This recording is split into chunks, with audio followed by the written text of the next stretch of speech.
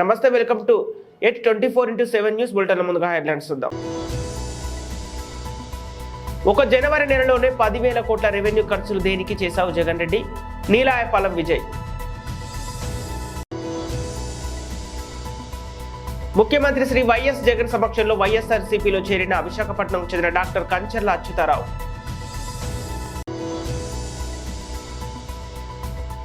మాజీ మంత్రి మల్లారెడ్డికి మరోసారి షాక్ ఇచ్చిన IT.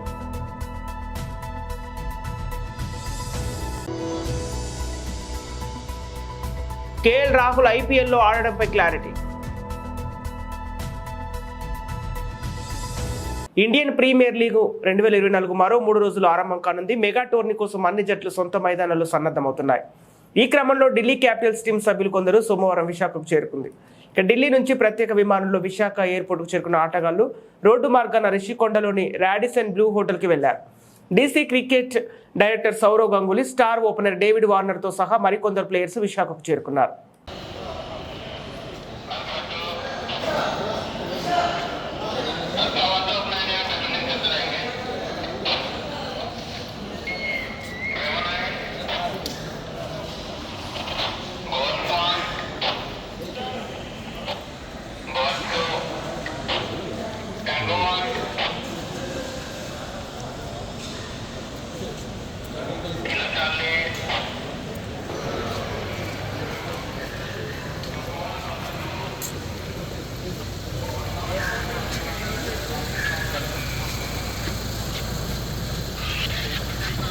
There are 7 of us. The car. Yes, sir. We have 3 vehicles, sir. So the bags are coming. Yes. Wait.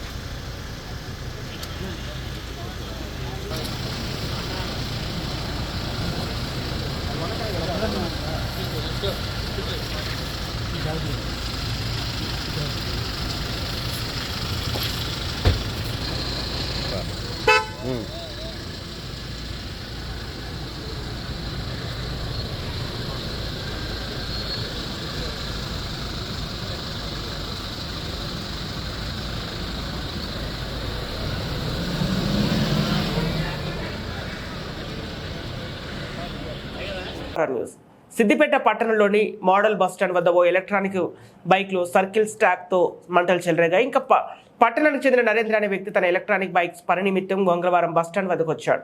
Electronic bike model bus stand వద్ద park చేశాడు. Electric బైక్లో ఒక్కసారిగా మంటలు చెలరేగి పొగ వ్యాపించింది. అదే సమయంలో బస్టాండ్ వద్ద వీధి నిర్వాహకులు ఉన్న traffic ASI Ramesh, head constable Sattaiah Goud, constable Mahesh, Srinivas, Abhilash, home guard Shakir వెంట అప్రమత్తమై దగ్గరలోని మంటలను ఆర్పివేశారు. ఇక ఈ కాలంలోనే ఎలక్ట్రానిక్ బైక్ పట్ల వినియోగదారులు అప్రమత్తంగా ఉండాలని పోలీసులు అధికారులు సూచించారు.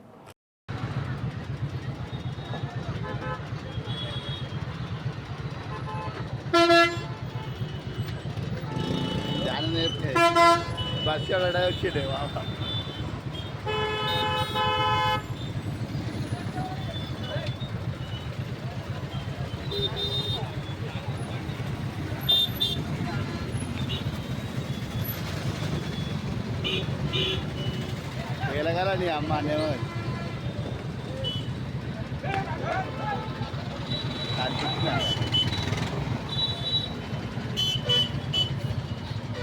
బీఆర్ఎస్ ఎమ్మెల్యే మాజీ మంత్రి మల్లారెడ్డిపై ఐటీ శాఖ మరోసారి పంజా విసిరింది. మల్లారెడ్డి కాలేజీలో మేనేజ్మెంట్ కోటా సీట్లను ఎక్కువ ఫీజుకు యాజమాన్యం అమ్ముకుంటుందని ఆరోపణలు రావడంతో ఐటీ అధికారులు సోదాలు నిర్వహిస్తున్నారు. మల్లారెడ్డి అగ్రికల్చర్ యూనివర్సిటీలో 40 మంది విద్యార్థులకు డిటెన్షన్ చేయడంతో అక్కడ ఉద్రిక్తత పరిస్థితులు నెలకొన్నాయి. లాభాపేక్ష కోసం విద్యార్థులు జీవితాలతో చెలగాటమాడుతున్నారంటూ విద్యార్థులు, వారి తల్లిదండ్రులు ఆగ్రహం వ్యక్తం చేస్తున్నారు. లెక్కల్ని రికార్డులో సక్రమంగా చూపించడం లేదనే ఆరోపణలు కూడా ఉన్నాయి. ఈ నేపథ్యంలో ఐటీ అధికారులు శోధన నిర్వహిస్తున్నారు. గాయం కారణంగా ఇటీవల ఇంగ్లాండ్తో టెస్ట్ సిరీస్ నుంచి మధ్యలో తప్పుకున్న team India dashing wicket keeper batsmen KL Rahul ఐపీఎల్లో ఆడడంపై స్పష్టత వచ్చింది. కేఎల్ రాహుల్ పూర్తి ఫిట్నెస్ సాధించాడని బెంగళూరులో జాతీయ క్రికెట్ అకాడమీ నిర్ధారించింది. కేఎల్ రాహుల్ ఐపీఎల్లో లక్నో సూపర్ జాయింట్స్ జట్టుకు కెప్టెన్గా వ్యవహరిస్తున్నాడు. అయితే ఇటీవల కేఎల్ రాహుల్ తరచుగా గాయాల బారిన పడుతున్నాడు. దాంతో అతడు ఐపీఎల్ 2024లో ఆడడంపై అనిశ్చితి నెలకొంది. ఈ నేపథ్యంలో కేఎల్ రాహుల్ ఫ్యాన్స్ కి ఎన్సీఏ నుంచి శుభవార్త అందింది. అయితే ఇప్పట్లో కేఎల్ రాహుల్ వికెట్ కీపింగ్ చేయకపోవడమే మంచిదని కేవలం బ్యాట్స్మెన్ గా కొనసాగాలని ఎన్జీఏ సూచించింది. ఒక జనవరి నెలలోనే 10,000 కోట్ల రెవెన్యూ ఖర్చులు దేనికి చేశావు జగన్ రెడ్డి?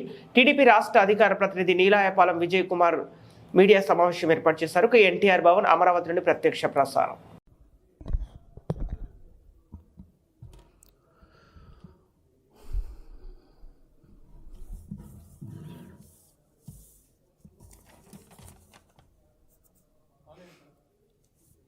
ఓకే, అందరికీ నమస్కారం అండి. జగన్మోహన్ రెడ్డి గారి ప్రభుత్వం తుది దశకు చేరుకుంటున్న తరుణంలో విచ్చలవిడిగా ఖర్చు పెట్టేస్తున్నారు. ఎందుకు ఖర్చు పెడుతున్నారో, ఎక్కడి నుంచి డబ్బులు తెస్తున్నారో, రకరకాల మార్గాల ద్వారా అప్పులు తెస్తూ ఆ డబ్బుల్ని విచ్చలవిడిగా, అంటే బడ్జెట్కి ఏమాత్రం సంబంధం లేకుండా ఒక్కొక్క నెలలో రెవెన్యూ ఖర్చు అనే పద్దు కింద అన్నిటినీ ఖర్చు చెప్పకుండా రెవెన్యూ ఖర్చు అంటూ చెప్తూ వేల కోట్లు ఖర్చు పెట్టేస్తున్నారు. ఉదాహరణకి క్యాగ్ లెక్కల ప్రకారం, మనకున్న సమాచారం ప్రకారం క్యాగ్ లెక్కలు చూస్తే జనవరి మాసానికి క్యాగ్ లెక్కలు వచ్చాయి. దీని ప్రకారం చూస్తే ఒక్క జనవరి నెలలోనే మాత్రమే రెవెన్యూ ఖర్చు, అంటే రోజువారీ ఖర్చు అంటారు దాన్ని. సో రెవెన్యూ ఖర్చు కింద దాదాపు 10,300 కోట్లు ఖర్చు పెట్టారు. ఈ 10,300 కోట్లు ఎందుకు ఎక్కువ ఉంటున్నానంటే, జనరల్గా ప్రతి నెల రెవెన్యూ ఖర్చు ఒక 4-5 వేల కోట్లు ఉంటుంది. మ్యాక్సిమం 6,000 కోట్లు 7,000 కోట్లు ఎప్పుడు దాటదు.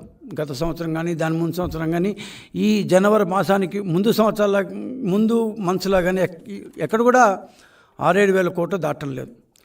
ఆ దాటని పరిస్థితుల్లో ఒక్క జనవరి నెలలో మాత్రమే 11,000 కోట్లు, దాదాపు 10,400 ప్లస్ ఎక్స్ట్రా, ఇంత ఖర్చు ఒక నెలలోనే, అంటే దాదాపు 5-5.5 వేల కోట్ల రూపాయలు అదనంగా ఖర్చు పెట్టేసింది గవర్నమెంట్.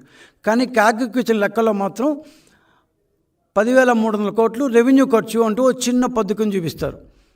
క్యాగ్ కూడా అర్థం చేసుకోవాలి, ఎందుకంటే దాదాపు ఇంత ఖర్చుని ఒక చిన్న స్టేట్మెంట్ కింద రెవెన్యూ ఖర్చు అంటూ ఇచ్చేస్తే ఇంకా ప్రతి నెల ఈ ఏమంటారు గవర్నమెంట్ ఖర్చులు ఇచ్చేం లాభం? 10,300 కోట్లు ఖర్చు పెట్టాము రెవెన్యూ ఖర్చు కింద, అంటే ఆ 10,300 కోట్లు బ్రేకప్ ఇవ్వకపోతే ఏం లాభం? క్యాగ్ యొక్క పారదర్శకత ఇక్కడ ఎక్కడొస్తుంది? సరే, ఇప్పుడు ఇంత ఖర్చు ఒక నెలలోనే ఎక్స్ట్రా పెట్టినప్పుడు అందరూ ఏమంటామంటే, అబ్బా జగన్మోహన్ రెడ్డి గారు ఏదో పెద్ద ప్రాజెక్ట్ పెట్టారు, లేకపోతే ఒక పెద్ద స్కీమ్ ఇచ్చారు, సంతోషం లేక కనీసం ఖర్చు పెట్టారు అనుకుందాం.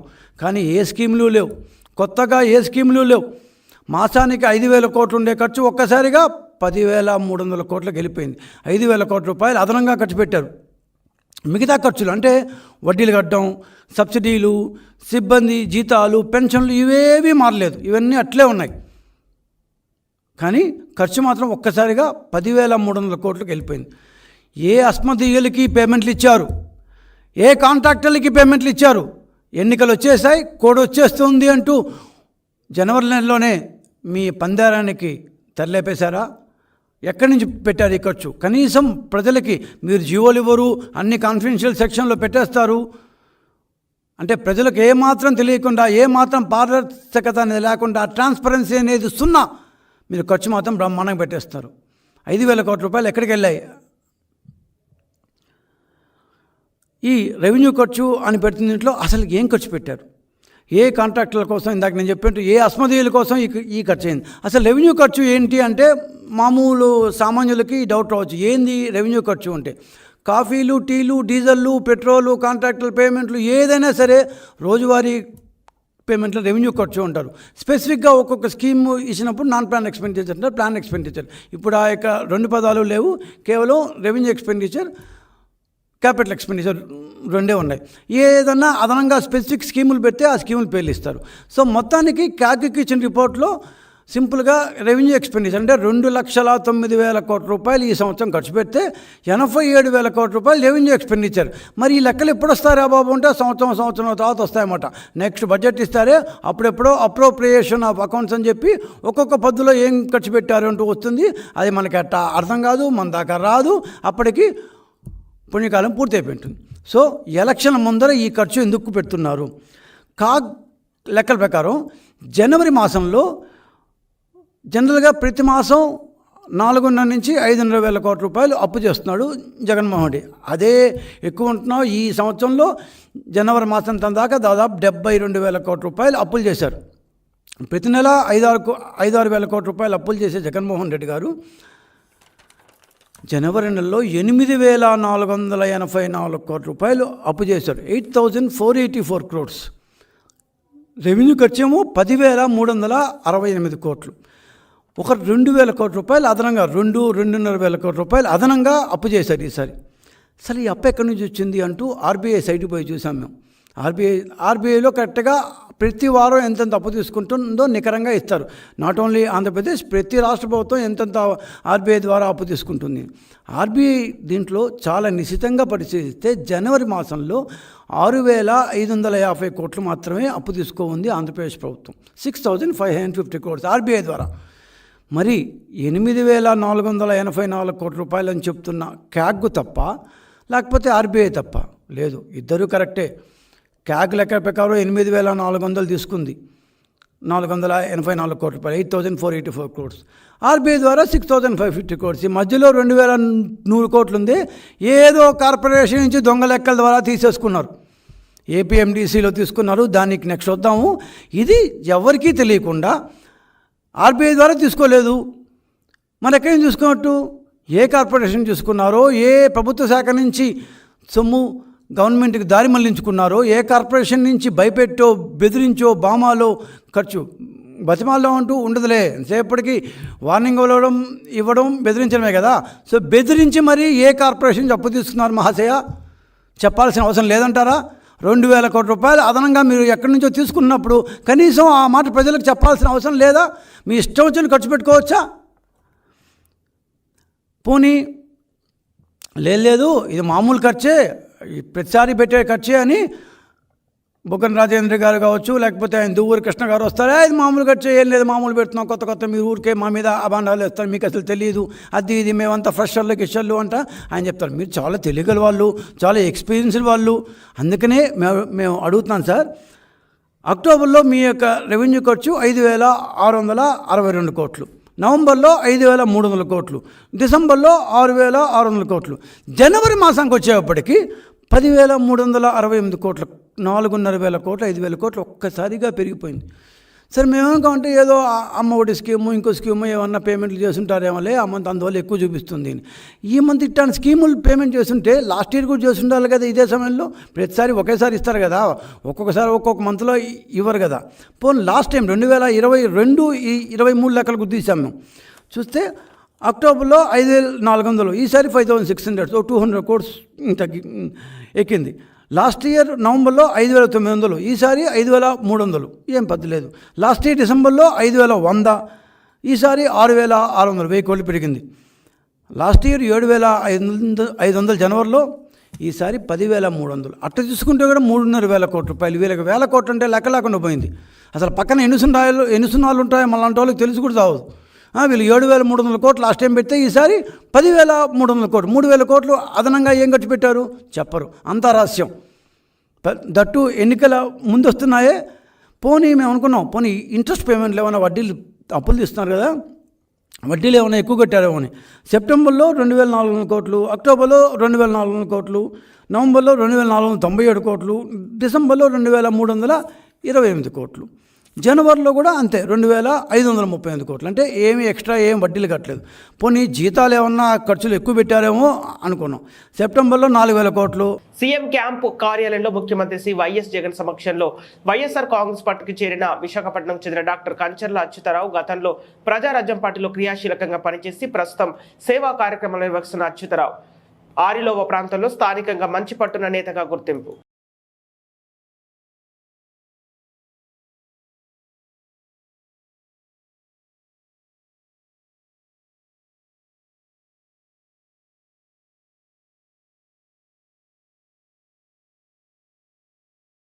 కరీంనగర్ జిల్లా గన్నాయవరం మండలంలో గుండ్లపల్లి నుండి పొత్తూరు వరకు డబుల్ రోడ్డు శాంక్షన్ అయిన ప్రజలకు నోచుకోలేక ప్రజలు పడుతున్న ఇబ్బందులు ఇన్ని కావు. అప్పటి టీఆర్ఎస్ ప్రభుత్వంలో శిలాఫలకాలకు శంకుస్థాపనలే తప్ప ఇలాంటి పురోగతి లేని రోడ్డు ఇప్పటికైనా ప్రభుత్వం మారింది. ఈ కాంగ్రెస్ ప్రభుత్వం ఎమ్మెల్యే ఈ పనిలో పురోగతి సాధిస్తాడని ప్రజలు కొండంత ఆశలతో ఎదురు చూస్తున్నారు.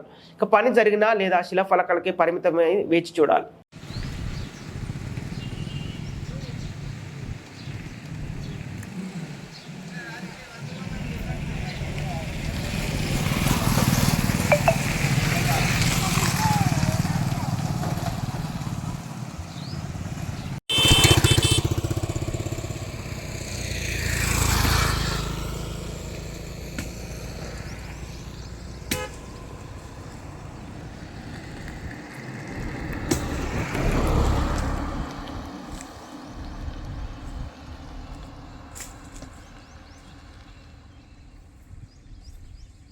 మూగజీవుల రోదనను అర్థం చేసుకుని ప్రజాప్రతినిధులు ఉన్నతాధికారులు మానవత్వంతో ఆలోచించి ఒక పరిష్కారం చేయాల్సిందిగా గోసం రక్షణ సేవా సమితి అధ్యక్ష కార్యదర్శి కార్యవర్గ సభ్యులు పలు స్వచ్ఛంద సంస్థల నిర్వాహకులు ప్రజలు కోరుతున్నారు.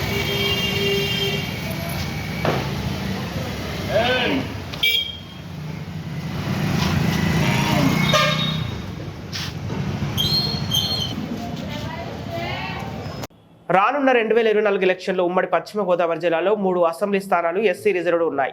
ఈ 3 స్థానాల్లో మాదిగ సోదరులకు కేటాయించడం మీ పార్టీలోనే పనిచేసిన మా మాల సోదరులకు ఇవ్వకపోవడం మీ పార్టీలో ఉన్న మాలల్ని అవమానించడం అవుతుంది. అలాగే మమ్మల్ని అందరినీ బాధ పెట్టడం జరిగిందని దానికి మూల్యం మీరే చెల్లించుకోవాల్సి ఉంటుందని మాల మహాసేన జాతీయ అధ్యక్షులు ఆలగ రవికుమార్ అన్నారు. ఏలూరు జాతీయ కార్యాలయం వద్ద జరిగిన ముఖ్య నాయకుల సమావేశంలో మాల మహాసేన నాయకులు ఈ విధంగా స్పందించారు. ఇది వరకు మాట్లాడుతూ మాదిగలకు ఎస్సీ వర్గీకరణ చేసి న్యాయం చేశారని చెప్పిన మాట వాస్తవం కాదని అన్నారు. మానిపోయిన గాయాన్ని తిరిగి గుర్తు చేసి ఎన్నికల వాతావరణంలో మాలలను బాధ పెట్టడం సరైంది కాదని ప్రశ్నించారు. ఇక దీనికి టీడీపీ పార్టీలో ఉన్న మాలలంతా స్పందించాలని ఆయన కోరారు. జగన్మోహన్ రెడ్డి 27 సంక్షేమ పథకాలు రద్దు చేస్తే ఈ రాష్ట్రంలో మందకృష్ణ మాదిగ సోదరుడు ఏమైపోయాడు, ఎందుకు స్పందించలేదని అన్నారు. ఈ రాష్ట్రంలో మాల మహాసేనతో పాటు అనేక దళిత సంఘాలు, అనేక మంది మాల నాయకులు పెద్ద ఎత్తున ధర్నాలు చేశారని సభలు నిర్వహించారు. ప్రజలను చైతన్యపరిచి మాలలను గుర్తు చేశారు. అందరికి జై భీమ్, జై భీమ్, జై భీమ్, జై భీమ్. నా పేరు ఆలగ రవికుమార్, మాల మహాసేన జాతీయ అధ్యక్షుడిని. ఈరోజు తెలుగుదేశం అధినేత నారా చంద్రబాబు నాయుడు గారి యొక్క వ్యవహార శైలి మాలల్ని చాలా బాధిస్తుంది. ఎందుచేతనంటే ఉమ్మడి పశ్చిమ గోదావరి జిల్లాలో 3 ఎస్సీ కాన్స్టిట్యున్సీలు ఉంటే 3 ఎస్సీ కాన్స్టిట్యున్సీలో కూడా మాదిగ సోదరులనే నియమించడం, ఆ పార్టీలో కష్టపడినటువంటి మాల సామాజిక వర్గం చెందినటువంటి మీ నాయకుల్ని పక్కన పెట్టడం చాలా బాధాకర విషయం. అలాగే కృష్ణా జిల్లాలో కూడా మరి 3 మాల స్థానాల్లో 3 అసెంబ్లీ స్థానాల్లో 3 కూడా మాదిగల్ని నిర్మించడం, మాలను కూడా పక్కన పెట్టడం అనేది చాలా బాధాకరం. ఈ రాష్ట్రంలో 1 కోటి మందికి పైగా మాల ఉన్నటువంటి విషయం, మేజర్ కమ్యూనిటీ మాల అని చెప్పేసి మీకు తెలుసు. అయినప్పుడు కూడా మీరు మాలల్ని మీ దగ్గర చేర్చుకోకపోవడం, మాలలకి సరైన వాగ్దానం చేయకపోవడంలో మరి మీ యొక్క వ్యవహార శైలి ఏంటో, మీ యొక్క ఆలోచన ఏంటో, మీ అంతరాంగం ఏంటో మాకు తెలియకుండా పోతుంది. మన కూడా బహిరంగ మీరే చెప్పారు, నేను ఏ ఎస్సీ వర్గీకరణ నేనే ఆజ్యం పోశాను, నేనే కింగ్ని తోపుని తురిమి అన్నట్టుగా గొప్పలు చెప్పుకున్నారు. కానీ ఈ రాష్ట్రంలో గుర్తుపెట్టుకో చంద్రబాబు, ఈ రాష్ట్రంలో అధిక శాతం మాల ఉన్నామనేటువంటి విషయాన్ని మాత్రం గుర్తుపెట్టుకో. ఎందుకంటే గతంలో ఈ ఒంటెద్దు పోకడ పోయి నీ యొక్క పదవికి నువ్వే అసలు పెట్టుకునే పరిస్థితి తీసుకొచ్చావు. కానీ ఇప్పుడున్నటువంటి పరిస్థితుల్లో కొన్ని వ్యవహార శైలి మార్చుకో. ఈ రాష్ట్ర వ్యాప్తంగా జగన్మోహన్ రెడ్డి గారు 27 సంక్షేమ పథకాలు తీసేసినప్పుడు మరి ఎక్కడ ఎంఆర్పిఎస్ నాయకుడు మందకృష్ణ మాదిగ మాట్లాడా, లేకపోతే ఎక్కడ ఆయన లీడర్లు ఎవరైనా మాట్లాడారా? ఎవరు మాట్లాడలే.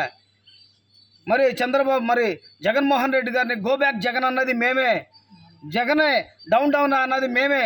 27 సంక్షేమ పథకాలు తీసేసినప్పుడు కానీ ఎంతమంది దళిత నాయకులు ఉన్నారు? ఆలగ రవికుమారే కానివ్వండి, ఈ రాష్ట్రం అనేక మంది దళిత నాయకులు అందరూ కూడా గళమెత్తి జగన్మోహన్ రెడ్డిని నేను దించుతామని చెప్పేసి మేము విమర్శలు చేసింది మేమే, మాలమే. ఏ మాదిగ సోదరుడు కూడా మీ గేటు దాటి బయటికి రాలేదు, బోర్డు దాటి బయటికి రాలేదు. కానీ మరి నువ్వు ఇంత పోరాటం చేసినటువంటి మాల సామాజిక వర్గాన్ని నువ్వు విస్మరించడం అనేది నువ్వు చేసేటువంటి దుర్మార్గమైన చర్య. ఇప్పటికైనా మార్చుకోలేనట్టయితే నీకు తగిన మూల్యం నువ్వే చెల్లించుకునేటువంటి పరిస్థితులు నీకే వస్తాయని చెప్పేసి నేను మనవి చేస్తాం. అదేవిధంగా రాయపాటి అరుణ జనసేన నాయకురాలు, ఆవిడని కూడా కులం పేరుతో తిట్టి జనసేన పార్టీ నాయకులు దూషించినప్పటికీ ఇవాళ కూడా పవన్ కళ్యాణ్ గారు స్పందించలేదు. దయచేసి పవన్ కళ్యాణ్ కూడా స్పందించాలని చెప్పేసి నేను మనవి చేస్తున్నా. ఇప్పుడైనా కూడా నీ వ్యవహార శైలి మార్చుకోకపోతే నీకు తగిన గుణపాఠం చెప్తారు, ప్రజలే గుణపాఠం చెప్తారు. నీ దగ్గర నీ టీడీపీ పార్టీలో ఉన్నటువంటి వ్యక్తులు కూడా చాలామంది కరడుగట్టినటువంటి జాతి ప్రేమికులు ఉన్నారనే విషయాన్ని నువ్వు గుర్తుపెట్టుకోవాలని చెప్పేసి మనం చేస్తాను. జై భీమ్, జై మాల మహాసేన. బులెటిన్ ముగించే ముందు హెడ్లైన్స్ మరోసారి. ఒక జనవరి నెలలోనే 10,000 కోట్ల రెవెన్యూ ఖర్చులు దేనికి చేశావు జగన్ రెడ్డి? నీలాయపాలెం విజయ్. ముఖ్యమంత్రి శ్రీ వైఎస్ జగన్ సమక్షంలో వైఎస్ఆర్సీపీలో చేరిన విశాఖపట్నంకు చెందిన డాక్టర్ కంచర్ల అచ్యుతారావు.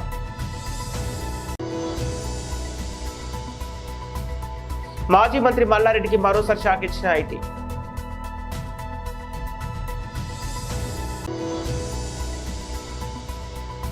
కేఎల్ రాహుల్ ఐపీఎల్లో ఆడడంపై క్లారిటీ.